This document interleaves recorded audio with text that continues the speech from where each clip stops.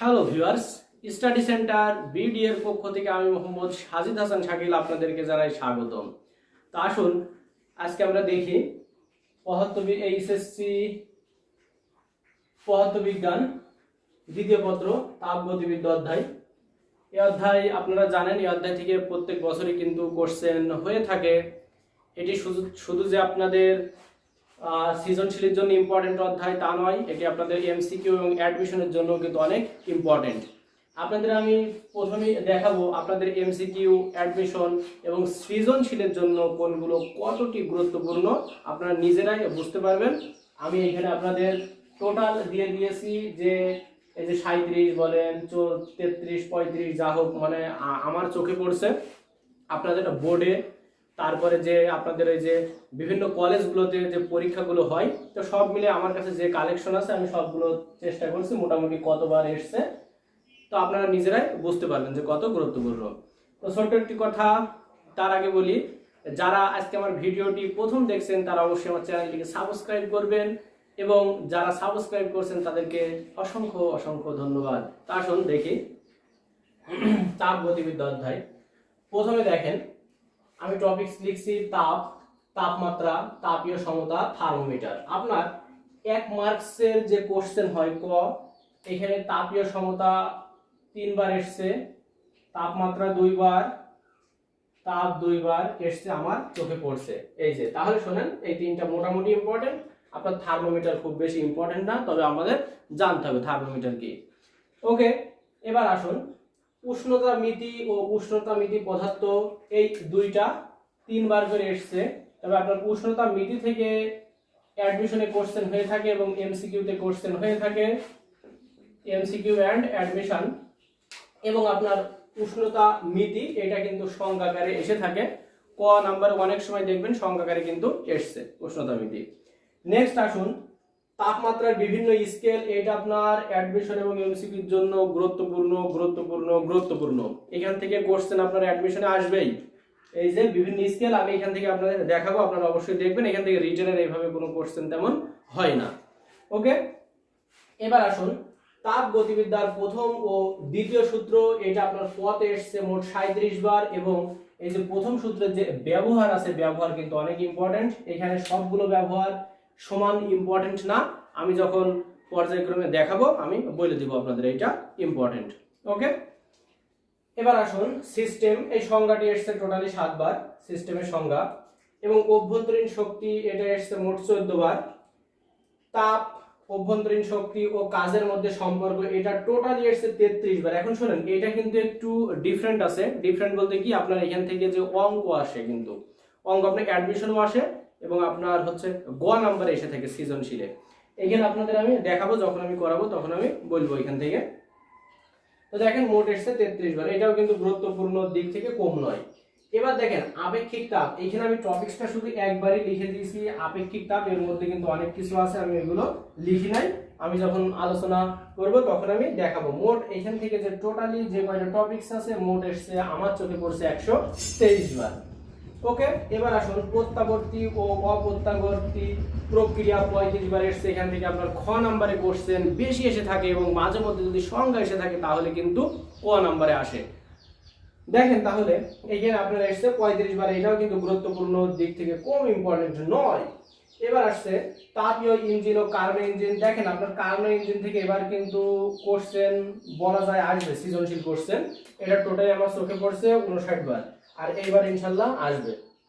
এবারে যে পরীক্ষা হবে আপনাদের এবারে আসবে। এবার দেখেন তাপীয় ইঞ্জিনের দক্ষতা মোট এসছে 92 বার। এখান থেকে এক কোয়ালিটির ম্যাথ আসে, এই ম্যাথটা খুবই সিম্পল, কিন্তু আপনারা এক জায়গায় ভুল করবেন, আমি এটা আপনাদের ধরাই দিব। ওকে, এবার দেখেন রেফ্রিজারেটর তো আপনারা সবাই জানেন হয়তো বা। এরপর রেফ্রিজারেটর মোটামুটি 17 বার আমার চোখে পড়ছে এসছে। এবার আসি এন্ট্রপি, মোট 65 বার এই সংজ্ঞা কিন্তু এসছে, এন্ট্রপির সংজ্ঞা 65 বার। আপনারা বুঝতেই পারছেন তাহলে কত গুরুত্বপূর্ণ এন্ট্রপি। এখন আমি আপনাদের পর্যায়ক্রমে এই সম্পূর্ণ টপিকস ধরে ধরে আলোচনা করব। তো অবশ্যই আমার ভিডিও আপনারা প্রথম থেকে শেষ পর্যন্ত দেখবেন, কারণ আপনারা প্রথম থেকে শেষ পর্যন্ত না দেখলে কিন্তু বুঝবেন না অনেক কিছুই।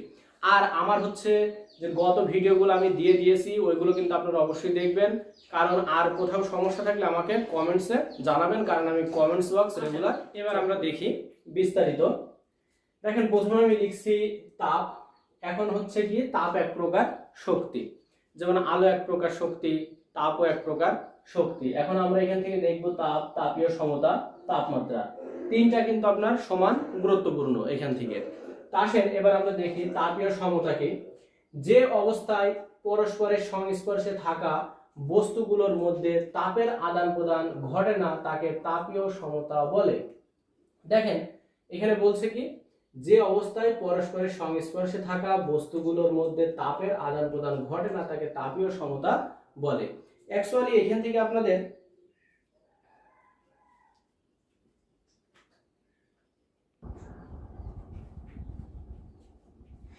হ্যাঁ, এবার আসুন আমরা এই অধ্যায়ের বিস্তারিত আলোচনা করব। দেখুন প্রথমে আমি লিখছি কি তাপ। তাপ হচ্ছে এক প্রকার শক্তি। এবার আসেন দেখেন তাপীয় সমতা। আপনাদের কিন্তু তাপীয় সমতা ইম্পর্টেন্ট অনেক, কারণ এইটা আপনাদের ক নম্বরের কোশ্চেনে কিন্তু এসে থাকে। তো দেখেন কি বলছে, যে অবস্থায় পরস্পরের সংস্পর্শে থাকা বস্তুগুলোর মধ্যে তাপের আদান প্রদান ঘটে না তাকে তাপীয় সমতা বলে। অ্যাকচুয়ালি দেখেন আপনি যদি মাঠে কাজ করেন, সাপোজ আপনার কিন্তু প্রচন্ড গরম লাগছে, তারপরে আপনি কি করবেন, গাছের নিচে যদি আপনি বসেন, আবহাওয়াটা মনে করেন অনেক ঠান্ডা আবহাওয়া, আপনি গাছের নিচে যদি বসেন কিছুক্ষণ পরে দেখবেন যে আপনার ওই আবহাওয়ার সাথে আপনার শরীরের অনেকটা আবহাওয়া কিন্তু মিলে গেছে। মিলে গেছে বলতে কি, মানে শরীর কিন্তু আপনার ঠান্ডা হয়ে গেছে, প্রচন্ড গরম লাগছিল। এখন দেখেন যখন আপনার দুইটা পরিবেশ, একটা আপনার শরীরের পরিবেশ আর একটা মনে করেন গাছের আশপাশের যে আবহাওয়ার পরিবেশ, দুইটার পরিবেশ যখন আপনার সমান হয়ে যাবে তখন কিন্তু আর তাপের আদান প্রদান আর কিন্তু হবে না। দেখেন আরেকটা আপনাদের আমি হচ্ছে উদাহরণ দেই, এটি হচ্ছে বোঝানোর জন্য। দেখেন আপনার যদি দুইটা বোতল, সাপোজ দুইটা বোতলে, দেখেন এই বোতলে মনে করেন পানি একটু কম আছে, এই বোতলে আছে একটু বেশি। এখন তাহলে দেখেন আপনার এই জায়গায় যদি নল থাকে, তাহলে যদি আপনি নলটা যদি খুলে দেন তাহলে দেখেন বেশি যেটাই পানি আছে এইটা থেকে পানি কিন্তু এই কম যেটাই পানি এটার মধ্যে কিন্তু আসবে। এমন এক সময় আসবে যখন সাম্য অবস্থার সৃষ্টি হবে, যখন দুইটা অবস্থারই কিন্তু সমান হয়ে যাবে, তখন কিন্তু আর পানি যাতায়াত করতে পারবে না। অ্যাকচুয়ালি কিন্তু এইটাও একই সেম। দেখেন বলছে যে অবস্থায় পরস্পরের সংস্পর্শে থাকা বস্তুগুলোর মধ্যে তাপের আদান প্রদান ঘটে না তাকে তাপীয় সমতা বলে। এটা কতবার এসেছে পরীক্ষা আমি বলে দিয়েছি। এবার আসেন তাপমাত্রা। তাপমাত্রা অনেক ইম্পর্টেন্ট। তাপমাত্রা হলো বস্তুর তাপীয় অবস্থা, যা নির্ধারণ করে বস্তুটিকে অন্য বস্তুর তাপীয় সংস্পর্শে রাখলে তাপ দেবে না নেবে। দেখেন এই তাপমাত্রা কিন্তু অনেক ইম্পর্টেন্ট, এটা আপনারা মানে অ্যাকচুয়ালি এটা কিন্তু ক নাম্বারে আসার মতো এটা। এবার আসেন তাপ গতিবিদ্যার শূন্যতম সূত্র। দেখেন এই তাপ গতিবিদ্যার শূন্যতম সূত্র বলে এভাবে কিন্তু আসে না, আসে ফাউলার সূত্র। এখন দেখেন এই আপনার কিন্তু তাপ গতিবিদ্যার সূত্র কে দিয়েছে, ফাউলার দিয়েছে, এই জন্য এই সূত্রটাকে বলা হয় ফাউলার সূত্র। আপনার পরীক্ষায় কিন্তু আসে না তাপ গতিবিদ্যার শূন্যতম সূত্রটা লেখক, যদি ইনকেস এসে থাকে কখনো তাহলে ওখানে আসে ফাউলার সূত্রটি বিবৃত করো। তাহলে দেখেন কি সূত্র, দুটি বস্তু যদি তৃতীয় কোনো বস্তুর সাথে তাপীয় সাম্যাবস্থায় থাকে তবে প্রথমোক্ত বস্তু দুটি পরস্পরের সাথে তাপীয় সাম্যাবস্থায় থাকবে। দেখেন এটা আপনার পরীক্ষার জন্য খুব বেশি ইম্পর্টেন্ট না, জাস্ট আপনাদের পরীক্ষার জন্য ইম্পর্টেন্ট হচ্ছে তাপ গতিবিদ্যার প্রথম সূত্র এবং দ্বিতীয় সূত্র। এটা খুব বেশি ইম্পর্টেন্ট না, জাস্ট আপনারা দেখে নেবেন। এবার আসেন উষ্ণতা মিতি এবং উষ্ণতা মিতি। দেখেন উষ্ণতা মিতি, উষ্ণতার পরিবর্তনে পদার্থের যে বিশেষ বিশেষ ধর্ম নিয়মিতভাবে পরিবর্তিত হয় এবং যে ধর্মের পরিবর্তন লক্ষ্য করে সহজ ও শুষ্কভাবে উষ্ণতা নির্ণয় করা যায়, এটা হচ্ছে কিন্তু উষ্ণতা মিতি। আপনার কিন্তু এই উষ্ণতা মিতি এবং উষ্ণতা মিতি পদার্থ, দেখেন এই দুইটা কিন্তু আপনার উষ্ণতা মিতি আপনাদের জন্য অনেক ইম্পর্টেন্ট। এটা কিন্তু মোটামুটি আকারে মাঝে মধ্যে এসে থাকে, এই জন্য আমি এটাকে টুইস্টটা দিয়ে রাখলাম। এখন দেখেন এই মোটামুটি ছিল আপনাদের সংজ্ঞাগুলো যেগুলো ছিল এইগুলো। যে এবার আসুন দেখুন তাপমাত্রার বিভিন্ন স্কেল আছে, সেলসিয়াস স্কেল, ফারেনহাইট স্কেল, রোদ থার্মোমিটার, তারপর ডাক্তাররা যে আমাদের থার্মোমিটার ব্যবহার করে যে আমাদের শরীরের তাপমাত্রা পরিমাপ করে। তো তো আসুন দেখি, প্রথমে শোনেন, ভাষাগুলো আপনারা কিন্তু সুন্দরভাবে লিখে নেবেন। বই আপনাদের কাছে সবার কাছে আছে, আমি আপনাদের যেভাবে বলি এইভাবে বোঝেন, বুঝে আমার ভাষাগুলো আপনারা লিখে রাখবেন, নোট করে রাখবেন। দেখেন প্রথমে বলছে তাপমাত্রার স্কেল। স্কেল হচ্ছে থেটা মাইনাস থেটা আইস। আইস বলতে কি বরফ বিন্দুর জন্য, দেখেন আইস আইস। তারপর দেখেন এন, এই এনটা হচ্ছে কি টোটাল ভাগ সংখ্যা। সাপোজ সেলসিয়াস স্কেলে কিন্তু 100টা ভাগ সংখ্যা থাকে, এরকম কিন্তু। ওকে, এন হচ্ছে ভাগ সংখ্যা। তারপর দেখেন x theta minus x ice, x steam minus x ice. দেখেন এই আইস বলতে কিন্তু 0 ডিগ্রি, আর স্টিম বলতে কিন্তু 100 ডিগ্রি সেলসিয়াস বা 100 ফারেনহাইট বা যাই হোক এমন কিন্তু আসবে। এখন দেখেন এই সূত্রের আলোকে বাদ বাকি সূত্রগুলো কিন্তু আপনাদের হয়ে যাবে। কিভাবে দেখুন হয়ে যাবে, দেখেন সেলসিয়াস স্কেলের জন্য এর বরফ বিন্দু হচ্ছে 0 ডিগ্রি সেলসিয়াস, এই জন্য দেখেন 0। আর আপনার এন ছিল কি ভাগ সংখ্যা, তার মানে এটা কত 100। এবার দেখেন এইদিকে যা আছে দেখেন x theta minus x ice, x steam, x ice, এইগুলো কিন্তু কি হবে আপনার অ্যাকচুয়ালি এগুলো কিন্তু দেওয়া থাকবে মানগুলো, ওই দেওয়া থাকার মানগুলোর উপর ওর উপর ভিত্তি করে কিন্তু আমি আপনাদের পর্যায়ক্রমে তো অঙ্ক আকারে তো দেখাবো, এগুলো কিন্তু আপনারা কিন্তু এভাবে দেখবেন। তো কোন মানটা কিসের জন্য আমরা ইউজ করছি এগুলো কিন্তু সব হচ্ছে দেওয়া হবে, বলে দেওয়া হবে। এবার আসুন দেখেন ফারেনহাইট স্কেল, আপনারা অ্যাকচুয়ালি এই সূত্রগুলো নোট করে রাখেন এবং এইগুলো দিয়ে কিভাবে অঙ্ক সমাধান করতে হবে আমি আপনাদের দেখাবো। এবার দেখেন ফারেনহাইট স্কেল, দেখেন ফারেনহাইটের জন্য এই 0 বিন্দু বা বরফ বিন্দু এটা কিন্তু 32 ডিগ্রি ফারেনহাইট এবং এটা 180 ডিগ্রি ফারেনহাইট। কতগুলো দাগ সংখ্যা বা হচ্ছে ভাগ সংখ্যা, এদিকে কিন্তু সেম। ওকে, এবার আসুন রোদ থার্মোমিটার। দেখেন এইটাও কিন্তু সেম জিনিস, কিন্তু আপনাদের আমি জানিয়েছিলাম রোদকে ব্যবহার করা হয়, প্রকাশ করা হয় আর দ্বারা। এই জন্য দেখেন এখানে আর থেটা মাইনাস আর নট বরফ বা 0 বিন্দু, আর 100 স্টিম এবং আর 0 আছে। আর এখানে দেখেন থেটা বাই 100 ডিগ্রি সেলসিয়াস, এটা কি এন এর মান, মানে কতটি ভাগ সংখ্যা।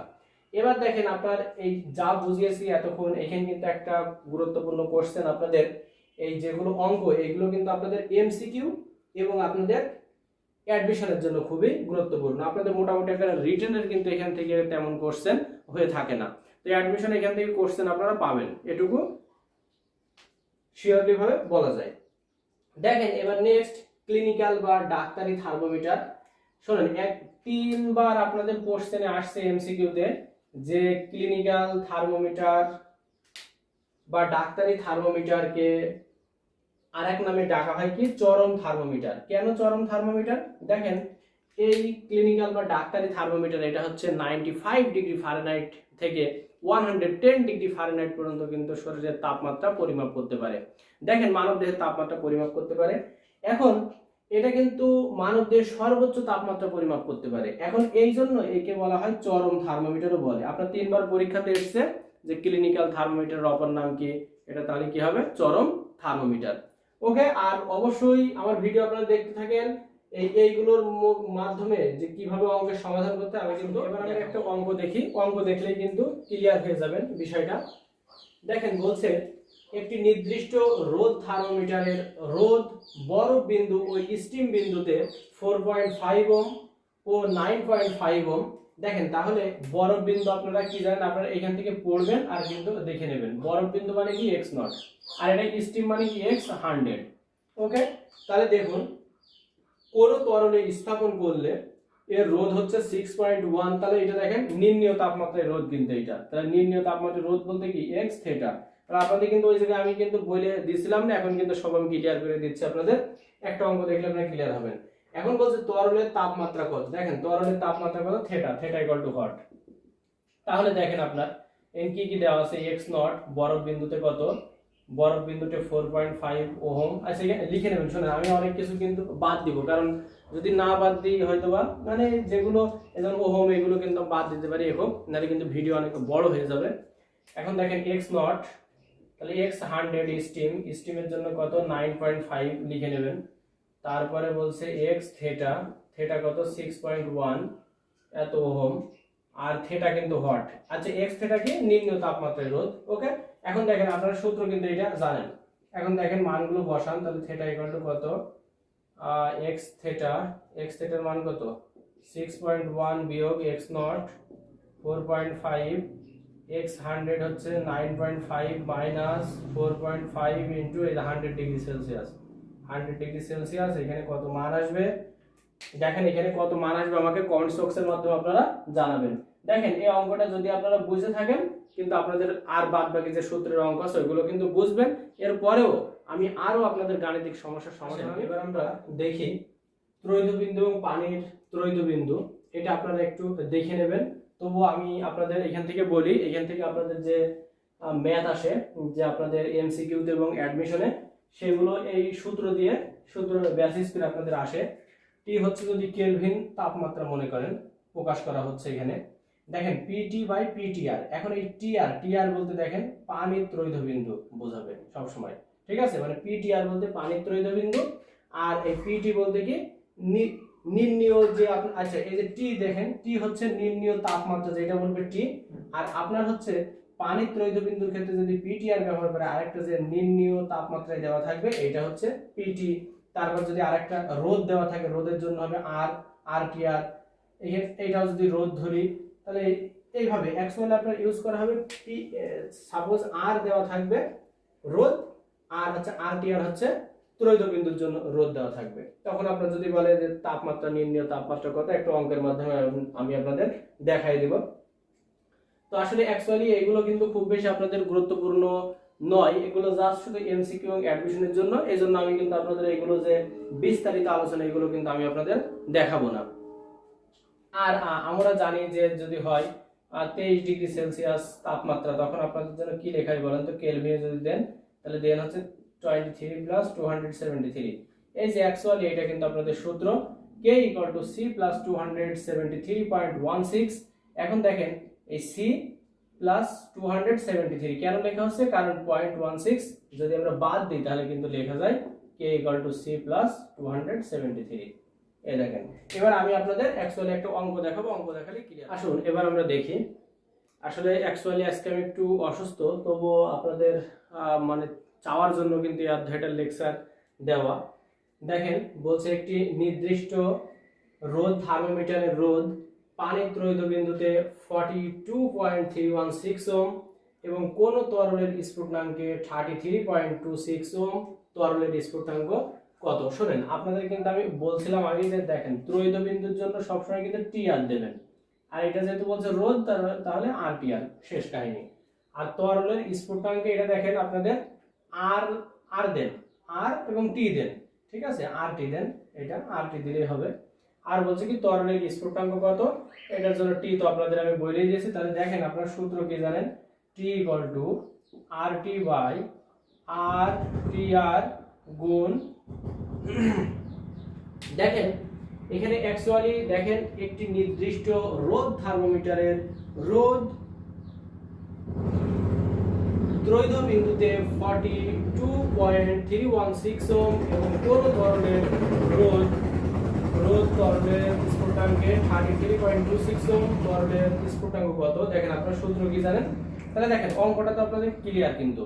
তাহলে RT বাই RTR গুণ 273.16, এখানে কি আসবে, যে অ্যানসারটা আপনার আসবে কেলভিন এককে আসবে।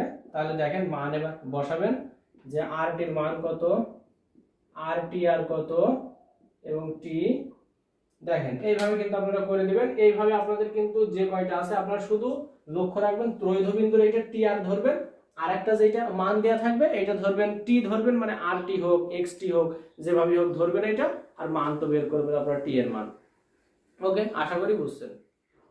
জি এবার আসুন দেখুন তাপমাত্রার বিভিন্ন স্কেলের মধ্যে সম্পর্ক। দেখেন তাপমাত্রার বিভিন্ন স্কেল বলতে কেলভিন স্কেল আছে, সেলসিয়াস স্কেল আছে, ফারেনহাইট স্কেল আছে। এই স্কেলের মধ্যে বিভিন্ন সম্পর্ক দেখেন। তাহলে আমরা খুব সিম্পল ভাবে সূত্রের মাধ্যমে আমরা দেখবো, এবং এখান থেকে আপনাদের এই যে টোটাল এখান থেকে এই যে এখান থেকে শুরু করে এই পর্যন্ত আপনাদের অ্যাডমিশন এবং এমসিকিউর জন্য খুবই গুরুত্বপূর্ণ। এখান থেকে প্রত্যেকবারই কিন্তু কোশ্চেন হয়ে থাকে। তা আসুন দেখুন প্রথমে আমরা এরপরে অঙ্কের মাধ্যমে বুঝবো ভালোভাবে। যারা এখান থেকে বুঝবেন না তারা অঙ্ক বুঝাইলে বুঝবেন ইনশাল্লাহ। দেখেন বলছে তাপমাত্রা মাইনাস নিম্ন স্থিরবিন্দু বাই ঊর্ধ্ব স্থিরবিন্দু মাইনাস নিম্ন স্থিরবিন্দু। দেখেন এটা কিন্তু ধ্রুবক হবে, দুইটার অনুপাত কিন্তু কি হবে, ধ্রুবক হয়ে যাবে, মানে সমান হবে। দেখেন আসেন তাহলে এবার দেখেন S minus M by B minus M তাহলে ইকুয়াল টু ধ্রুবক, মানে এটার অনুপাতটা ধ্রুবক হয়ে যাবে। তারপরে দেখেন এই আপনার সাপোজ নিম্ন স্থিরবিন্দু দেওয়া আছে, ঊর্ধ্ব স্থিরবিন্দু দেওয়া আছে, তাপমাত্রা দেওয়া আছে, তখন যদি বলে সেলসিয়াস বা ফারেনহাইট স্কেলে কত, তখন কি হবে S minus M by B minus M equal to C by 5 F minus 32/9 এরকম। এবার দেখেন আপনার সি তে সেলসিয়াসের জন্য, এফ তে ফারেনহাইটের জন্য, কে তে কেলভিনের জন্য ইউজ করা হয়। দেখেন তাহলে সূত্রটা কি actually C by 5 F minus 32/9 equal to K minus 273/5। দেখেন এই সূত্রটা আপনাদের কিন্তু টোটালি যা আমি মানে আপনাদের বলি যে এমন ভাবে মনে রাখেন, এখান থেকে কিন্তু কোশ্চেন যেহেতু হবেই, আপনারা এমন ভাবে মনে রাখেন যাতে আপনাদের কখনোই ভুল না হয়। এবং কখনো যদি দেখেন অঙ্ক যে এসছে সাপোজ সি ইকুয়াল টু দেওয়া আছে, সাপোজ ধরেন আপনাদের যে শরীরের তাপমাত্রা যখন বেড়ে যায় তখন আমরা বলি জ্বর এসছে, এটা মনে করেন যে 100°F যেটা আছে, তাহলে দেখেন 100°F মানে এখন যদি বলে সেলসিয়াস স্কেলে কত, তাহলে কি হবে সূত্র হবে দেখেন c/5 সমান f মাইনাস 32/9। তাহলে f এর মান কত 100, c এর মান কিন্তু সহজে বের হয়ে যাবে।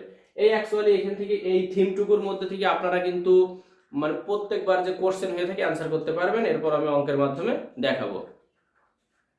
এবার আসুন আর হচ্ছে শুনেন, আপনারা কিন্তু অবশ্যই ভাষাগুলো আমি যখন বোঝানোর সময় কিন্তু অনেক ভাষা কিন্তু বাদ দিই, আপনারা ভাষাগুলো বই থেকে সুন্দরভাবে লিখে নেবেন।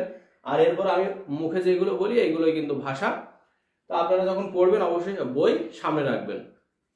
আসেন এবার বলছে সিস্টেম, এখন বলছে পরীক্ষা নিরীক্ষার সময় আমরা জড় জগতের যে নির্দিষ্ট অংশ বিবেচনা করি তাকে সিস্টেম বলে। দেখেন সিস্টেমের সংজ্ঞাটা কিন্তু কয়েকবার এসছে পরীক্ষায়। এখন সিস্টেম হচ্ছে 3 প্রকার, এই 3 প্রকার থেকে কিন্তু অ্যাডমিশনে কোশ্চেন আসে। ওই 3 প্রকার সিস্টেম আপনারা বুঝবেন, দেখে নেবেন ওখান থেকে। আর এই সিস্টেমের সংজ্ঞাটা মাঝে মধ্যে এসে থাকে, যেমন সাপোজ আমরা যে একটা ঘরে থাকি, ঘরের মধ্যে কি থাকে, বেড থাকে, তারপরে যে শোকেস ওয়ারড্রপ যাই হোক এগুলো সব থাকে। দেখেন এই টোটাল সবগুলো নিয়েই কিন্তু আমাদের বলা যায় কি একটা সিস্টেম বা একটা ঘর তৈরি হয়েছে। কিন্তু এই অ্যাকচুয়ালি কিন্তু এখান থেকে আপনারা দেখে নেবেন যে পরীক্ষা নিরীক্ষার জন্য যে জড় অংশটা আমরা ব্যবহার করি, সাপোজ আমি এখানে কলম মার্কারিটা ইউজ করছি কিন্তু আপনাদের পড়ানোর জন্য, ওকে। আর এখানে যে 3 প্রকার আছে ওখান থেকে আপনাদের এমসিকিউ তে কোশ্চেন হয়ে থাকে। এবার আসুন আমরা একটা অঙ্ক দেখি, অঙ্ক একটা দেখলেই কিন্তু আমরা বুঝবো যে আমাদের যে সূত্র আমি দেখাইছিলাম এই সূত্রগুলো কিন্তু আপনাদের মনে থাকবে। তাহলে দেখেন আমি এখানে 2টা অঙ্ক দিয়েছি, আমি যে কোনো একটা অঙ্ক করাবো আর আরেকটা অঙ্ক আপনাদের বাসার কাজ থাকবে। দেখেন বলছে কোন তাপমাত্রায় ফারেনহাইট ও সেলসিয়াস স্কেলে একই পার্ট পাওয়া যায়। দেখেন আপনার এখানে কিন্তু বলছে ফারেনহাইট আর সেলসিয়াসের জন্য আপনার সূত্র ছিল কি c/5 সমান f মাইনাস 32/9 আর k ইকুয়াল টু 273/5 কিন্তু। এবার দেখেন আপনাদের শুনেন যেটা বলবে এখান থেকে যেহেতু অ্যাডমিশনে কোশ্চেন হবেই হবে মাস্ট, এবং আপনার এমসিকিউ তে কিন্তু আসবে। এখন যেহেতু এখানে বলছে কি ফারেনহাইট এবং সেলসিয়াস, দেখেন এফ আর সি, এই যে ফারেনহাইট আর সেলসিয়াস, যখন এইটা বলবে তখন কিন্তু সূত্র নেবেন এইটা। আর এখানে কিন্তু বলছে দেখেন ফারেনহাইট এবং কেলভিন, তাহলে দেখেন এই ফারেনহাইট এবং কেলভিন কিন্তু এটা কে মাইনাস 273/5। এখন তাহলে আসেন দেখি আমরা, বলছে কোন তাপমাত্রায় ফারেনহাইট আর সেলসিয়াসের একই পার্ট দিবে। যেহেতু বলছে একই পার্ট দিবে সেহেতু প্রথম আপনি লিখে নেন যে সেলসিয়াসের জন্য সি, ফারেনহাইটের জন্য এফ, এটা ধরে নেন, কি ধরবেন এক্স ধরেন, এই যে। এবার তাহলে কি সূত্র ছিল c/5 সমান f মাইনাস 32/9। শোনেন এইগুলো কিন্তু আপনারা লিখবেন, এই যে আমরা জানি, তারপর সেলসিয়াসের জন্য সি, ফারেনহাইটের জন্য এফ, ওকে লিখে নেবেন এইগুলো ভালোভাবে। তাহলে দেখেন সি এর মান কত এক্স ধরেছেন আপনি, আর 5 x মাইনাস 32/9। এবার আপনার কাজ হবে কি আড়ে গুণ করার পরে x এর মান আপনি বের করবেন। এটাও কিন্তু আপনাদের কাজ, তো কত মান আসে সেটা অবশ্যই আমাকে কমেন্টস বক্সে জানাবেন। আর হচ্ছে দেখেন 2 নাম্বার যেটা আপনাদের দিয়েছি, কোন তাপমাত্রায় ফারেনহাইট ও সেলসিয়াস স্কেলে একই পার্ট পাওয়া যাবে। অনুরূপভাবে 2 নাম্বারটা আপনারা এইভাবে করবেন। তো ইনশাআল্লাহ এখান থেকে সমস্যা হবে না, এবং এখান থেকে বারবার বেশি বেশি প্র্যাকটিস করবেন, কারণ এই অঙ্কগুলো কিন্তু অনেক ইম্পর্টেন্ট। এবার আসলে আমরা দেখি তাপ গতিবিদ্যার প্রথম সূত্র, যেখান থেকে আমরা তাপ, অভ্যন্তরীণ শক্তি ও কাজের মধ্যে সম্পর্ক পাবো। তো এটি দেখেন, এটি খুবই ইম্পর্টেন্ট আপনাদের, আর অনেক সময় ক নাম্বারে এবং অনেক সময় খ নাম্বারে কিন্তু এসে থাকে, এবং আপনাদের যে এখান থেকে যে সূত্র পাবো আমরা এইটা থেকে কিন্তু আপনাদের গ নাম্বারে মাঝে মধ্যে অঙ্ক এসে থাকে, এবং এমসিকিউর জন্য তো ইম্পর্টেন্ট আছেই। তা আসেন দেখেন, যখন কোনো সিস্টেমে তাপ শক্তি সরবরাহ করা হয়, তখন সেই তাপ শক্তির কিছু অংশ সিস্টেমের অভ্যন্তরীণ শক্তি বৃদ্ধিতে সহায়তা করে, এবং বাকি অংশ সিস্টেমটা দেখেন, তাহলে অ্যাকচুয়ালি এখানে হচ্ছে কি, যেটুকু তাপ সরবরাহ করা হচ্ছে, কিন্তু এই দেখেন এইটা যদি সাপোজ আপনার 80 মান হয় এর মানটা, তাহলে দেখেন এই 80 জুল, কিলো জুল, যাই হোক, এটা মনে করেন 80, এই 80 পরিমাণ, তাহলে দেখেন এই 80 অংশটা কিভাবে ভাঙছে, 80 অংশটা ভেঙে যাচ্ছে, দেখেন অভ্যন্তরীণ শক্তি বৃদ্ধিতে সহায়তা করছে কিছু অংশ। সাপোজ অভ্যন্তরীণ শক্তি বৃদ্ধিতে সহায়তা করছে 40, মানে 80 থেকে 40 আসছে, 40 জুল বা 40 কিলো জুল ইউজ করা হচ্ছে এখানে। আর দেখেন আর থাকছে কত, 35। এখন মনে করেন সিস্টেম তার পরিবেশের উপর বাহ্যিক কাজ সম্পাদন করে, এই বাহ্যিক কাজ সম্পাদন করতে এখানে মনে করেন 35 জুল বা কিলো জুল ইউজ করছে। তাহলে টোটালি দেখেন, তাহলে টোটালি কি হচ্ছে, যে পরিমাণে তাপ শক্তিটা সরবরাহ করছে, যে পরিমাণ তাপ শক্তিটা ছিল, ওই তাপ শক্তি কিন্তু দুইটা কাজে ভাগ হচ্ছে। একটা অভ্যন্তরীণ শক্তি বৃদ্ধি, তার অভ্যন্তরীণ শক্তির সংজ্ঞাটা আপনারা দেখে নেবেন বই থেকে। দেখেন অভ্যন্তরীণ শক্তি বৃদ্ধি, আর একটা হচ্ছে কি, যে পরিমাণ কাজ সম্পাদন হচ্ছে এটার জন্য ব্যবহার করা হচ্ছে। এই জন্য আমরা দেখেন কি লিখতে পারি, তাহলে ডিকিউ যদি তাপ শক্তি সরবরাহ ইকুয়াল টু যদি ডিকিউ হয়, অভ্যন্তরীণ শক্তি যদি ডিইউ হয়, এবং বাহ্যিক কাজ যদি ডিডব্লিউ হয়, তাহলে কি লেখা যায় দেখেন, ডিকিউ সমান সমান ডিইউ প্লাস ডিডব্লিউ। এখন দেখেন এখান থেকে আপনাদের কোশ্চেন এমসিকিউ তো খুব কিন্তু হয়ে থাকে, যে এই দুইটার মান দেওয়া আছে, ডিকিউ কত বের করতে হবে। এখন দেখেন এই তিনটা আপনাদের জন্য লাইন কিন্তু অনেক ইম্পর্টেন্ট লাইন। দেখেন এই তিনটা লাইন একটু ভালোভাবে বোঝেন। দেখেন বলছে ডিকিউ প্লাস হবে কখন, প্লাস হবে ডিকিউ প্লাস হবে কখন, তাপ শক্তি যখন সরবরাহ করা হবে। মানে অ্যাকচুয়ালি আপনারা দেখেন এই মানটা প্লাস হবে কখন, দেখেন তো প্লাস হবে কখন। এখন সাপোজ দেখেন এই ডিকিউর মানটা কিন্তু তখনই প্লাস হবে যখন কিন্তু এই দুইটার মান দেখেন আপনার প্লাস হয়ে যাচ্ছে, অথবা কি হচ্ছে আপনার যে কোনো, মানে এই যে ডিকিউ প্লাস প্লাস কখন হবে দেখেন তো, যখন এই দুইটার মান আপনার এদিকে প্লাস হয়ে যাচ্ছে, মানে অ্যাকচুয়ালি সমান চিহ্ন যে ইকুয়াল টু করে আপনার এই জায়গায় যে মান পাচ্ছি আমরা, এই মানটা যখন প্লাস হবে তখন কিন্তু ডিকিউ প্লাস হবে। তার মানে ডিকিউ প্লাস হবে, এখানে বোঝা যাচ্ছে তাপ শক্তি যখন সরবরাহ করা হবে তখন কিন্তু ডিকিউটা প্লাস হবে। আর যখন তাপ হারিয়ে ফেলবে, সিস্টেম যখন তাপ হারিয়ে ফেলবে তখন কিন্তু মাইনাস হবে। অনেক সময় আপনার কোশ্চেনে কিন্তু এসে থাকে যে ডিকিউ ডিকিউ কি তাপ শক্তি কখন প্লাস হবে, সরবরাহ করা হলে তাপ যখন হ্রাস পাবে, তাপ যখন হারাবে, এভাবে কিন্তু অপশনগুলো থেকে থাকে। তো আপনারা কিন্তু এইগুলো ভালো করে দেখবেন। এবার দেখেন ডিইউ প্লাস হবে কখন হবে, অভ্যন্তরীণ শক্তি যখন বৃদ্ধি পাবে।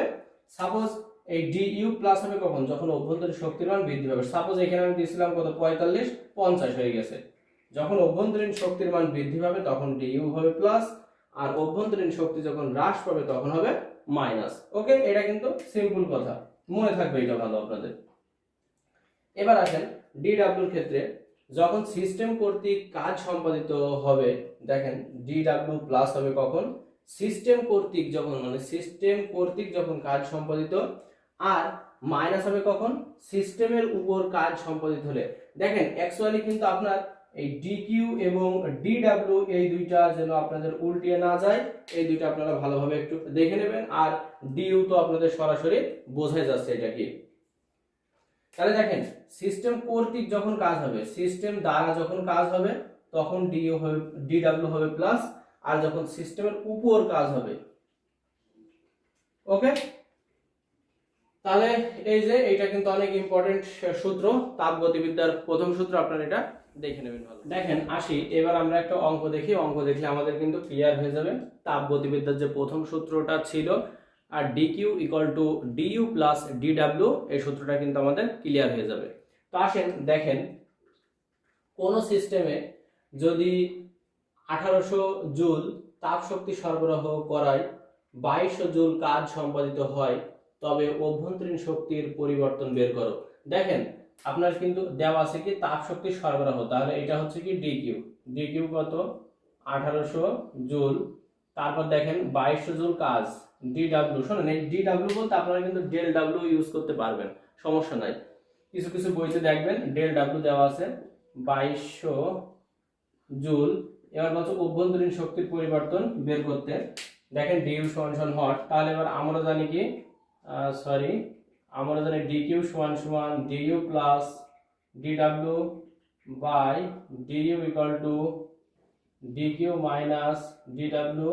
এখন দেখেন অ্যাকচুয়ালি আমার অঙ্কটা দেখানোর উদ্দেশ্য একটাই, দেখেন দেখাচ্ছি আমি 2200, এই অঙ্ক তো আপনারা করতে পারবেন আমি জানি, দেখেন মাইনাস এসছে। এখন অ্যাকচুয়ালি আমার দেখানোর উদ্দেশ্য একটাই যে ওখানে কিন্তু ছিল, দেখেন মাইনাস ছিল প্লাস ছিল, ডিকিউ কখন প্লাস হবে, ডিকিউ কখন মাইনাস হবে, ডিডাব্লিউ কখন প্লাস হবে ডিউ, তাহলে কিন্তু মাইনাস প্লাস কিন্তু যে কোনো অ্যান্সার কিন্তু হতে পারে। যেমন এইটা দেখেন মাইনাস এসছে কিন্তু অ্যান্সারটা মাইনাস প্লাস হতে পারে, তাহলে এটা আমরা সহজে বুঝতে পারছি কি অভ্যন্তরীণ শক্তির মান কিন্তু হ্রাস পাবে। ওকে, অনুরূপ ভাবে আপনারা এখান থেকে বলতে পারে ডিকিউ এর মান বের করতে বলতে পারে, ডিইউ এর মান বের করতে বলতে পারে, এইভাবে কিন্তু আপনাদের কিন্তু আসবে কিন্তু এগুলো পরীক্ষাতে। তো আশা করি অঙ্কটার মাধ্যমে আপনারা ক্লিয়ার দেখেন। আসেন এবার আমরা দেখি যে তাপ গতিবিদ্যার প্রথম সূত্রের কিছু ব্যবহার। তো প্রথমে আমি লিখছি কি সমচাপ প্রক্রিয়ার জন্য কি ইউজ করা হয়। দেখেন সমচাপ প্রক্রিয়াটা প্রথমে কি, দেখেন এটা বলছে কি সমচাপ, এখানে কিন্তু চাপের কথা বলছে। তাহলে দেখেন যে তাপগতীয় প্রক্রিয়ায় সিস্টেমের চাপের কোনো পরিবর্তন হয় না, তাহলে দেখেন এই চাপের কথা কিন্তু এখানে আছে, তাহলে আসলে বুঝছেন এটা। এখন দেখেন আপনার চিত্র ফিগার আমি একটি দিয়েছি, এই ফিগারটি দেখেন এইটুকু মনে করেন যে কালো আছে টোটালি, আর পি কি চাপ, এ কি ক্ষেত্রফল, তাহলে দেখেন আর এখানে হচ্ছে কি আপনার এফ হচ্ছে একটা ফোর্স, এবং দেখেন ডিএক্স কতটুকু দূরত্ব সরছে, মানে ক্ষুদ্রাতি ক্ষুদ্র দূরত্বের জন্য কিন্তু আমরা ইউজ করি ডিএক্স বা ডেল এক্স আমরা কিন্তু ব্যবহার করি। তো দেখেন এটা মনে করেন যে সরছে খুবই কম দূরত্বে, এই জন্য ডিএক্স ইউজ করছে। এখন এটা একটা সিলিন্ডার, এই সিলিন্ডারের মধ্যে গ্যাস আছে, এখন এই চাপটা মনে করেন প্রয়োগ করা হচ্ছে কি পি, আর ক্ষেত্রফলটা কতটুকু ছিল এ। এখন মনে করেন যে এই দিকে এই দেখেন তীর চিহ্ন দেওয়া আছে, এই দিকে গ্যাসটার প্রয়োগকৃত বল হচ্ছে পি এ, এবং দেখেন এই দিকে যে আছে না আপনার সিলিন্ডার, এই সিলিন্ডার টোটালি এই দিক থেকে কিন্তু একটা চাপ প্রয়োগ করা হচ্ছে, এইদিকে মনে করেন যে বল যে ফোর্সটা যে প্রয়োগ করা হচ্ছে এইদিকে হচ্ছে এফ। দেখেন তাহলে এইদিকে প্রয়োগ করা হচ্ছে পি এ এবং এইদিকে করা হচ্ছে এফ, তখন দেখেন এখানে জিনিসটা কিন্তু সাম্য অবস্থায় আসবে এক সময়, মানে দুই দিক থেকে কিন্তু চাপ প্রয়োগ বল প্রয়োগ করা কিন্তু হচ্ছে, ফোর্স প্রয়োগ করা হচ্ছে। এখন কোনো একদিকের মনে করেন যে যার শক্তি বেশি, সাপোজ একদিকে আপনার হচ্ছে দুর্বল এক বন্ধু আছে আর একদিকে আপনি আছেন, দুইজন দড়ি দিয়ে টানেন, তাহলে কি হবে যে শক্তিশালী তার দিকে কিন্তু দুর্বলও কিন্তু সরে আসবে এইভাবে টান দিলে কিন্তু, তাই না? তাহলে দেখেন কোন একদিকে সরে আসবে সেই দিক হচ্ছে কি ডিএক্স দূরত্ব সরছে, ক্ষুদ্রাতি ক্ষুদ্র দূরত্ব। এখন আসেন আপনারা কিন্তু দেখেন তাহলে কি লেখা যায়, আমরা জানি কি কাজ ইকুয়াল টু, আপনাদের পঞ্চম অধ্যায়ে কিন্তু দেখানো হয়েছে কাজ সমান সমান কি বল গুণ সরণ। এখন দেখেন ক্ষুদ্রাতি ক্ষুদ্রের জন্য তাহলে কি হবে, ডিডাব্লিউ সমান সমান এফ ডিএক্স, বল এফ আর হচ্ছে ডিএক্স কি সরণ। ওকে, আবার দেখেন আমরা জানি ডিডাব্লিউ সমান সমান পিডিভি, পিডিভি কেন, চাপ আর আয়তন গুণফল। এখন দেখেন আয়তন সমান সমান আপনারা কি জানেন, দৈর্ঘ্য গুণ প্রস্থ গুণ উচ্চতা, তাহলে দেখেন ক্ষেত্রফল গুণ এই যে দেখেন এতে কি ক্ষেত্রফল, ডিএক্স কি, ডিএক্স আপনার কতটুকু সরছে সরণ হয়েছে, তাহলে এটা ভি ইকুয়াল টু লেখা যায় কিন্তু এ ডিএক্স। এখন দেখেন আমরা এখানে দেখব যে দেখেন এখানে তো আয়তন ছিল ভি টোটালি, এখন যদি আয়তনকে পরিবর্তন করা হয়, সাপোজ আয়তনটাকে পরিবর্তন করছে আমরা ভি1 থেকে ভি2 তে নিয়ে যাচ্ছি, তখন দেখেন আপনাদের কিন্তু গণিতে আপনারা কিন্তু জানেন, আপনাদের যখন ওই ক্ষুদ্রাতি ক্ষুদ্রের জন্য এমন করা হয় তখন কিন্তু আপনারা কিন্তু ইন্টিগ্রেশন করেন, আর ইন্টিগ্রেশন করতে হলে কিন্তু হয় 0 থেকে অসীম, অসীম থেকে 0, 0 থেকে 1, ভি1 থেকে ভি2, টি1 থেকে টি2, এইভাবে কিন্তু আপনাদের কিন্তু ইন্টিগ্রেশনের একটা লিমিট থাকে, মানে কত দূর ইন্টিগ্রেশনটা করা হচ্ছে। ইন্টিগ্রেশন মানে কি যোগ করা, কিন্তু দেখেন তাহলে আমরা যদি কাজকে করি তাহলে কি লেখা যায় W ইকুয়াল টু DW। দেখেন W ইকুয়াল টু DW। এবার দেখেন ইন্টিগ্রেশনটা আমি করছি কতদূর থেকে কতদূর, V1 থেকে V2। দেখেন V1 থেকে V2 পর্যন্ত ইন্টিগ্রেশন করছি। আর DW এর মান দেখেন PdV, এই যে PdV। ওকে, এবার দেখেন আমি যেহেতু ইন্টিগ্রেশনটা করছি V এর জন্য, আপনারা অবশ্যই জানেন এই V ব্যতীত যা কিছু থাকবে সবকিছু সামনে নিয়ে আসেন। এই দেখেন P ছিল, Pটাকে সামনে নিয়ে আসলাম, V1 V2 dV P রাখছি। এবার দেখেন নিয়ম কি, যখন dV কে করবেন তখন কি V1 থেকে V2 পর্যন্ত লিমিট। ওকে, এবার সূত্র কি জানেন আপনারা, আপার লিমিট মাইনাস লোয়ার লিমিট। আপার লিমিট কত V2, লোয়ার লিমিট কত V1। তাহলে P আর V2 মাইনাস V2 কোনো কিছু যদি পরিবর্তন হয় সেটা আমরা লিখতে পারি P ডেল V। কিন্তু দেখেন P ডেল V। আচ্ছা এতটুকু বুঝছেন কিনা?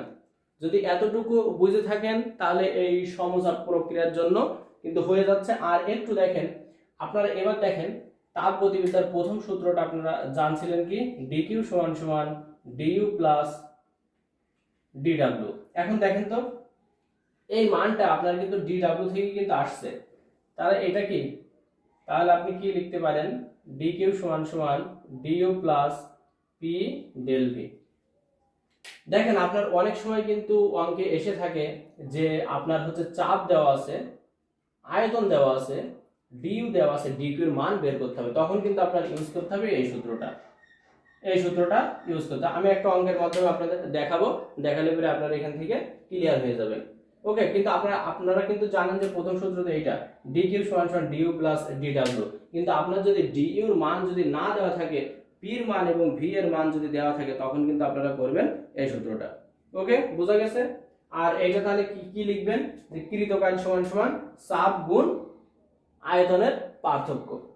আসুন আপনাদের একটা অঙ্ক দেখাই, অঙ্ক দেখালে আপনারা ক্লিয়ার হয়ে যাবেন। দেখেন বলছে কোন সিস্টেমে গ্যাসের চাপ 800 প্যাসকেল এবং সিস্টেমের আয়তন সমচাপ প্রক্রিয়ায়, দেখেন সমচাপ কথাটি কিন্তু আছে, সমচাপ প্রক্রিয়ায় 3 মিটার কিউব থেকে প্রসারিত হয়ে 6 মিটার কিউব হলে কৃত কাজ কত। তাহলে দেখেন আপনার কিন্তু কি দেওয়া আছে, পি দেওয়া আছে কত 800 প্যাসকেল, তারপরে V1 দেওয়া আছে কত। শুনুন আপনারা কিন্তু লিখবেন যে চাপ, তার গ্যাসের চাপ, গ্যাসের আয়তন, প্রথম আয়তন কত, দ্বিতীয় আয়তন কত, এইভাবে। আমি কিন্তু আপনারা সিম্পল লিখছি, আপনারা অবশ্যই বই ইউজ করবেন, বইয়ের ভাষাগুলো ব্যবহার করবেন। তাহলে দেখেন 3, অবশ্য আমি ভাষা কিন্তু সব বলে দেই আপনাদের, তবুও আপনারা ইউজ করবেন। তারপরে বলছে কি কৃত কাজের পরিমাণ W ইকুয়াল টু হোয়াট দেন। এখন দেখেন আপনারা কি জানেন সূত্র, W বা হচ্ছে DW। এখানে শুনেন আপনারা যদি DW ইউজ করেন তাও কিন্তু হবে আপনাদের, এটা যে হবে না যে তা নয়। এখন তাহলে দেখেন, তাহলে আপনারা DW equal to what, DW equal to তাহলে কি জানেন P ডেল V। তাহলে P into V2 minus V1, এখানে আপনারা বসাইবেন মানগুলো, বসালে পারে কিন্তু আপনাদের হয়ে যাবে। এবং কত অ্যান্সার আসে অবশ্যই কিন্তু আপনারা আমাকে কমেন্টস বক্সে জানাবেন। সম আয়তন, দেখেন বলছে আয়তনে আমরা সমচাপের জন্য কি চাপের কোনো পরিবর্তন হবে না বলছিলাম, আর আয়তনের জন্য হবে কি আয়তনের কোনো পরিবর্তন হবে, যে তাপগতীয় প্রক্রিয়ায়। তাহলে সংজ্ঞাটা ভালোভাবে আপনারা লিখে নেবেন। দেখেন তাহলে একটি কার্ভের মাধ্যমে আমি দেখি, এইদিকে যদি পি হয়, এইদিকে যদি ভি হয়, মানে এক্স অক্ষ বরাবর আপনার ভি আর ওয়াই অক্ষ বরাবর যদি পি হয়, দেখেন বোঝেন ভালো করে, এটা কিন্তু আপনাদের কার্ভটা কিন্তু আসে। দেখেন সাপোজ এখানে 1, এখানে 2, এখানে 3, এইভাবে। কিন্তু দেখেন আপনার মানটা যখন সাপোজ এখানে আসতেছে, পি এর মান দেখেন এখানে আসতেছে, এখানে আসতেছে, দেখেন পি এর মান কিন্তু যখন 1 হচ্ছে, ভি এর মান কত, সাপোজ ভি এর মান, সরি ভি এর কিন্তু যাওয়ার কথা ছিল কোন দিকে, এক্স অক্ষ বরাবর কিন্তু। তাহলে দেখেন ভি এর মান কিন্তু এখানে দেখেন 1, এই জায়গায় সাপোজ ধরি 2, ওকে 2 ধরি। তাহলে দেখেন পি এর মান যখন 1, ভি এর মান কত, ভি এর মান কিন্তু 2, দেখেন ভি এর মান কিন্তু 2। অনুরূপ ভাবে পি এর মান যখন 2, ভি এর মান কত, দেখেন ভি এর মান কিন্তু 2, মানে ভি এর মানের কিন্তু কোনো পরিবর্তন হচ্ছে না, মানে ভি কিন্তু ভির জায়গাতে আছে, শুধু উপরের রেখাটা আমরা কিন্তু বাড়িয়ে দেখিয়ে দিচ্ছি। এর পি এর মান যখন 3, দেখেন পি এর মান 3, তাহলে এখানে কত 2 আছে। তাহলে দেখেন তো আয়তনের কোনো পরিবর্তন হচ্ছে না। তাহলে আয়তনের যদি এখন, তাহলে এইটা তো আয়তন ছিল, তাহলে আমরা সমচাপের ক্ষেত্রে গ্রাফ দেখছিলাম কেমন, সমচাপের ক্ষেত্রে গ্রাফ হচ্ছে এদিকে যদি পি, এইদিকে যদি ভি হয়, বলছে কি তাহলে কি হবে এখানে আপনার কিসের চেঞ্জ হবে, চাপের। তাহলে দেখেন এখানে দেখি আমরা ঠিক আছে কিনা, এখানে যদি 1 হয়, এখানে যদি 2 হয়, এখানে যদি 3 হয়, তাহলে দেখেন এটা যদি 1 হয়, এটা যদি 2 হয়, তাহলে দেখেন আপনারা যখন 1 নিচ্ছিলেন আয়তন তখন কিন্তু দেখেন কত হচ্ছে, এটা 1। যখন নেবেন 2 তখনও দেখেন 1, যখন নেবেন 3 তখনও দেখেন 1। আচ্ছা অ্যাকচুয়ালি এটা আপনারা বুঝছেন কিনা, আপনার কিন্তু এই দাগ এদিকে বড় হচ্ছে এটা কিন্তু হবে না, কারণ আপনার দেখেন পি আছে ওয়াই অক্ষ বরাবর, তার মানে আপনার কিন্তু এই দিকে হওয়ার কথা ছিল মানটা, উপরের দিকে, কিন্তু আপনার উপরের দিকে না হয় আপনার মানটা কিন্তু এখানেই আছে, এইখানে আছে, এই দিক দিয়ে আপনার দেখানো হচ্ছে। তাহলে এখানে দেখেন আপনি সাপোজ ভি এর মান যদি 3 হয়, পি এর মান কত 1, ভি এর মান যদি 2 হয়, পি এর মান কত 1, মানে অ্যাকচুয়ালি কিন্তু এরকম হচ্ছে কিন্তু। তাহলে এবার আসুন, তাহলে এখান থেকে আমরা তো তাপগতিবিদ্যার যে প্রথম সূত্র ছিল ইউজ তো আমরা করছিলাম, কি পাইছিলাম দেখছেন আপনারা। তাহলে এখান থেকে দেখেন আপনারা কি পাবেন, তাহলে dw সমান সমান যদি p dv হয়, তাহলে দেখেন তো dv যদি এখানে আপনার তো আয়তনের কোনো পরিবর্তন হচ্ছে না, তাহলে এটা কি হয় dw = 0। তাহলে এবার দেখেন তাপগতিবিদ্যার প্রথম সূত্র অনুসারে কি লেখা যায়, du + dw বা dq সমান সমান du। তাহলে কি হবে, যে পরিমাণ তাপ সরবরাহ করা হবে তা অভ্যন্তরীণ শক্তির সমান। এইগুলো কিন্তু আপনারা ভালোভাবে বুঝবেন, খুব সিম্পল জিনিস। এরপরে যদি কোথাও সমস্যা হয় আপনারা জানাবেন আমাকে। আর এখান থেকে আপনাদের গ্রাফ কিন্তু অনেক ইম্পর্টেন্ট, কারণ 4টা গ্রাফ দিয়ে দেয়, বলে সমচাপের জন্য নিচের কোণ গ্রাফটি বা নিচের কোণ লেখচিত্রটি এরকম। তো অ্যাকচুয়ালি বুঝছেন আপনারা হয়তো বা, মানে যখন চাপ হবে তখন চাপ স্থির থাকবে, চাপের মানের কোনো পরিবর্তন হবে না, আর যখন হচ্ছে আয়তন হবে তখন আয়তনের মানের কোনো পরিবর্তন হবে। দেখেন সমষ্ণ প্রক্রিয়া, এটা কিন্তু আপনাদের জন্য অনেক ইম্পর্টেন্ট এবং এখান থেকে সৃজনশীল কোশ্চেন কিন্তু হয়ে থাকে। তো আসুন দেখি আমরা। দেখেন এখানে একটা গ্রাফ এঁকেছি আমি, পি অক্ষ বরাবর ওয়াই অক্ষ বরাবর চাপ পি এবং এক্স অক্ষ বরাবর আয়তন ভি দেওয়া হচ্ছে। এখন আপনারা কিন্তু জানেন যে পি এবং ভি এর সম্পর্ক কি, জানেন ব্যস্তানুপাতিক না সমানুপাতিক সম্পর্ক।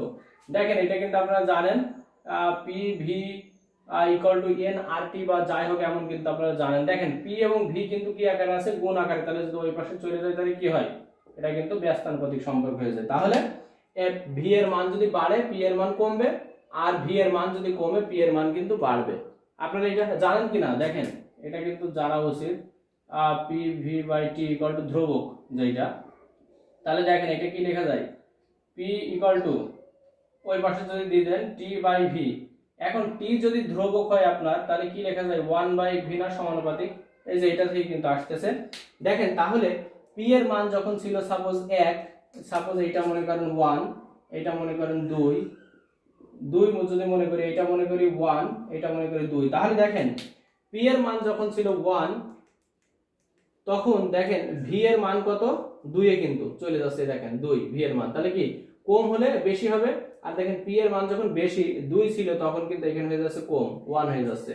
আর দেখেন আমি এখানে দিয়ে দিয়েছি এ বি বড় হাতের বি। তাহলে দেখেন টোটাল, দেখেন আপনার যদি টোটাল কতটুকু হচ্ছে কাজ, দেখেন তো আপনার টোটাল মানে কতটুকুর মধ্যে, আচ্ছা এটা ইয়ে করে দেই, দেখেন তো টোটাল আপনার কিন্তু কাজটুকু কিন্তু হচ্ছে, দেখেন এ এ বি। দেখেন তো যখন আপনি এখানে দিচ্ছেন এ, এখানে দিচ্ছেন বি, যখন 2 হচ্ছে সর্বোচ্চ তখন মানটা আসছে এখানে, এই মানটার জন্য চলে যাচ্ছে এই জায়গাটায়। আবার যখন দেখেন 1 হচ্ছে তখন বি দিচ্ছেন এখানে, মানটা চলে যাচ্ছে এই জায়গাটায়। এটা কিন্তু বোঝা খুবই জরুরি। তো দেখেন আস্তে আস্তে আমরা দেখি।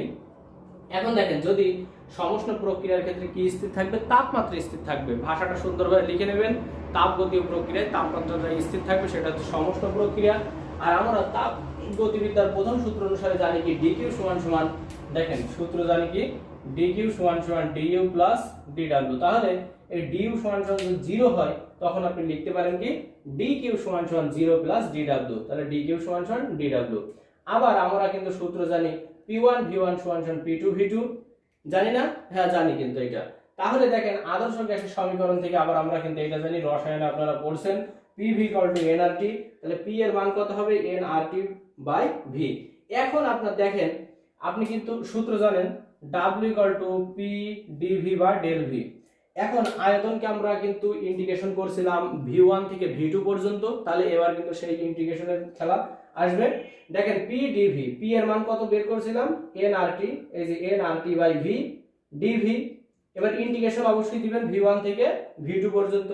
এখন nRT এই জায়গায় লিখবেন ইন্টিগ্রেশন V1 V2 আমি লিখি নাই, nRT dv বাই এত। এবার আপনারা কিন্তু জানেন এইরকম যদি ফরম্যাট থাকে আপনাদের ইন্টিগ্রেশনের রুল অনুসারে কিন্তু লন নিয়ে আসা যায়। তাহলে লন v অনুরূপভাবে করেন nRT into loan v2 minus v1 কিভাবে, এই আপার লিমিট মাইনাস লোয়ার লিমিট, এই জায়গায় একটু ফরম্যাট চেঞ্জ করে নিয়ে আসেন nRT loan v2 by v1, এই যে এইভাবে কিন্তু লেখা যায় সূচকের নিয়ম অনুসারে।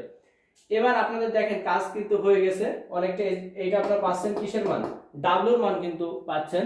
দেখেন আমার দরকার প্রথম তাপগতিবিদ্যার প্রথম সূত্র অনুসারে আপনি যদি এটা কি ছিল dq সমান সমান du প্লাস dw, এখন d এইটার মান তো 0 dw, এবার এটা কি হয় তাহলে dq সমান সমান dw। এখন দেখেন w এর মান কিন্তু পাচ্ছেন এইটা, তাহলে অবশ্যই আমরা বলতে পারি কি dq এর মান তাহলে এইটা nRT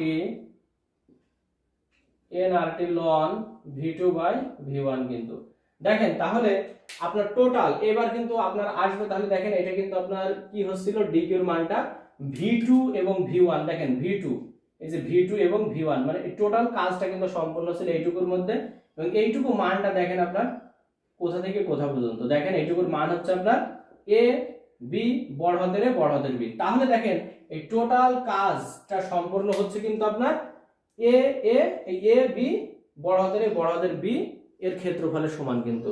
তাহলে অবশ্যই এটা কি হবে a b এর ক্ষেত্রফলের সমান। যাও ভাষা আপনারা লিখে নেবেন এইভাবে ভালোভাবে।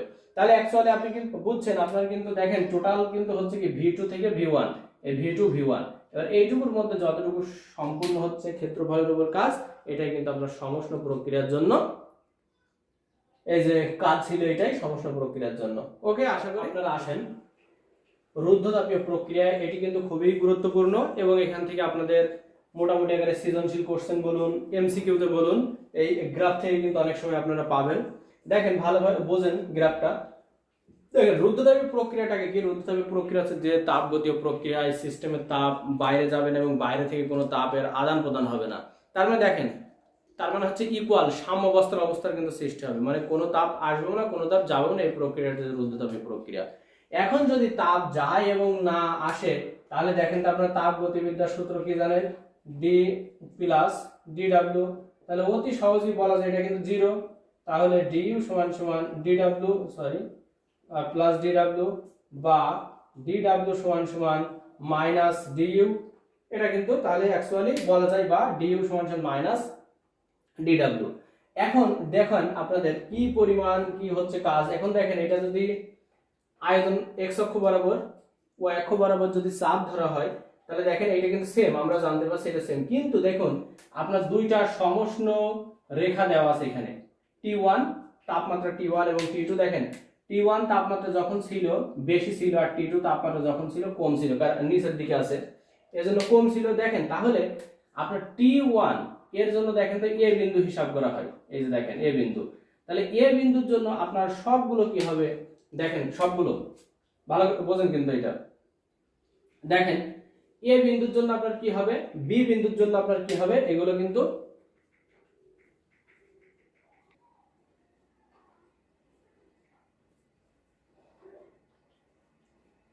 দেখেন আসেন a বিন্দুর জন্য কি হবে, b বিন্দুর জন্য কি হবে, এটা আমরা দেখব। আচ্ছা সাপোজ এইটা আমি দিই p1 দেই, এখানে যদি p2 দেন তাও সমস্যা কিন্তু নাই, p1 এইটা দেন। তাহলে দেখেন a বিন্দুর জন্য আপনার কি আছে, এই জায়গাতে যে থাকবে, এ যদি আপনার 2 থাকতো 2 ই দিতেন, 1 থাকলে 1 দেবেন। তাহলে দেখেন p1 দিয়েছি, তার দেখেন a বিন্দুর জন্য কত আসবে v1, আর কত আছে t1 তো আছে এই যে। তাহলে a বিন্দুতে কিন্তু দেখেন আপনার কি কি আসবে, p1 v1 এবং t1 আসবে। অনুরূপ ভাবে b বিন্দুর জন্য দেখেন p2 v2 এবং t2, তাহলে এখানে কি আসবে p2 v2 এবং t2। এই যে মোটামুটি আমাদের কাজ কিন্তু হয়ে গেছে। এবার দেখেন আপনার dw সমান সমান যদি কোনো তাপের আদান প্রদান না হয় তাহলে দেখেন অ্যাকচুয়ালি আপনার কিন্তু এখান থেকে রেখাটা কিন্তু এই পর্যন্ত আসতেছে, মানে কাজ হচ্ছে। এখন দেখেন এই দুইটা ছিল কিন্তু সমষ্ণ রেখা এবং এই a থেকে b পর্যন্ত যে একটি নিরেট রেখা দেখছেন, এই যে দেখেন এই রেখাটি দেখছেন, এই রেখাটি হচ্ছে রুদ্ধতাপীয় রেখা। মানে এই রেখার এখানে যেটা আপনারা দেখেন এই রেখাগুলো কিন্তু বাঁকা হয়ে আছে, এই যে সমষ্ণ রেখা, এবং রুদ্ধতাপীয় রেখাটা কিন্তু তুলনামূলকভাবে সোজা, মানে অপেক্ষাকৃত কিন্তু ঢাল, মানে ঢাল বলা যায় কিন্তু এইগুলো, তাহলে এই জন্য কিন্তু বলা যায় কি সমষ্ণ রেখার ঢাল, মানে সমষ্ণ রেখা থেকে রুদ্ধচাপের রেখাটা কিন্তু একটু খাড়া, দেখেন খাড়া হয়ে আছে। কিন্তু এই কোশ্চেনটা কিন্তু আপনাদের কিন্তু আসে যে দেখাও যে সমষ্ণ রেখার ঢাল রুদ্ধচাপীয় রেখার ঢাল রুদ্ধচাপীয় রেখার ঢাল সমষ্ণ রেখার ঢাল অপেক্ষা খাড়া, এটা কিন্তু দেখাবো আমি অবশ্য আপনাদের। তো এখান থেকে জাস্ট একটু শুনে নেন, তাহলে দেখেন এখানেও কিন্তু আপনার কাজ সম্পাদিত হচ্ছে কি এ বি বড় হাতের বি এর ক্ষেত্রফলের সমান, তাহলে এ বি বড় হাতের বি এর ক্ষেত্রফলের সমান। আশা করি সমষ্ণ রেখা এবং এই যে রুদ্ধচাপীয় রেখার যে আপনাদের প্রক্রিয়া, এখান থেকে যে কাজের পরিমাণ আমি কিন্তু আপনাদের বোঝাইতে সক্ষম হয়েছি। যদি এরপরেও কোনো সমস্যা থেকে থাকে জানাবেন আমাকে। এই টপিকসটি আপনাদের আজকে এই পার্ট 1 লেকচারের শেষ, এবং এটা দেখেন আপনারা মোলার আপেক্ষিক তাপ, কোন পদার্থের 1 মোলের উষ্ণতা, 1 মোল বলতে 1 মোল, ঠিক আছে, 1 মোলের উষ্ণতা 1 কেলভিন বৃদ্ধি করতে 1 কেলভিন বৃদ্ধি করতে প্রয়োজনীয় তাপকে ওই পদার্থের মোলার আপেক্ষিক তাপ বলে। এটি কিন্তু অনেক ইম্পর্টেন্ট আপনাদের সংজ্ঞা। দেখেন তাহলে যদি সি দ্বারা যদি প্রকাশ করা হয় তাহলে del Q by M del T. তো এটা আপনাদের আমি সামনের দিন থেকে আপনাদের মোটামুটি আমি এই টপিকস থেকে যে আপেক্ষিক তাপ, এই টপিকসটা কিন্তু আপনাদের আমি দিয়েছিলাম 127 বার যত সম্ভব কোশ্চেন আসছে, মানে এখান থেকে, মানে এই টোটাল এর মধ্যে কিন্তু অনেকগুলো ভাগ আছে, ভাগগুলো আমি আমার সামনের লেকচারে দেখাবো।